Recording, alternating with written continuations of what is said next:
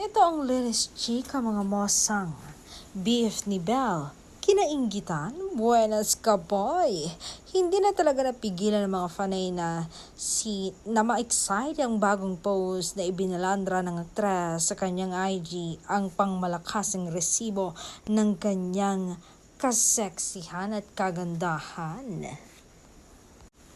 Ito nga ang bagong ayuda ni Belle para sa kanyang mga tagahanga. Kinainggatan nga si Donnie Pangilinan ng mga netizen. Say nila, sa'yo lahat to. Buenas ka boy, kaswerte ni boy. Oh, lucky to call her yours.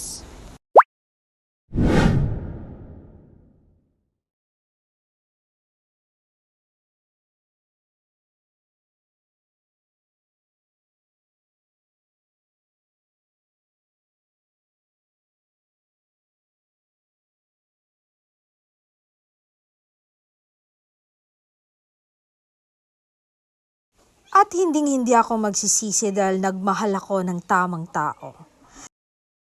Aminado rin ang kapamilya star na may mga adjustment din siyang ginawa para mapanatiling maayos at healthy ang relationship nila ni Donnie. Kasi dati nung bagets-bagets daw sila nung bata pa siya, akala ko ang relasyon is just for companionship. Puro fun, puro whatever. Pero ngayon, mas may utak na ako. Naisip ko na it's a teamwork talaga. Mas masarap na ganon.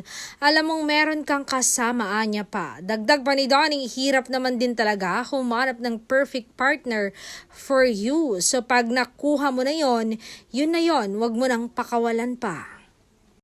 Gamay na talaga namin sa isa't isa, kaya nga mga lagi kong sinasabi, masaya ako na laging siya yung kasama ko. Kasi ang totoo lang, mas nagiging vulnerable ako pag nakikita ko siya. Hindi ko alam kung bakit. Mas madaling umarte kapag siya yung kaharap. Ani ni Donnie sa working relationship nila ni Belle.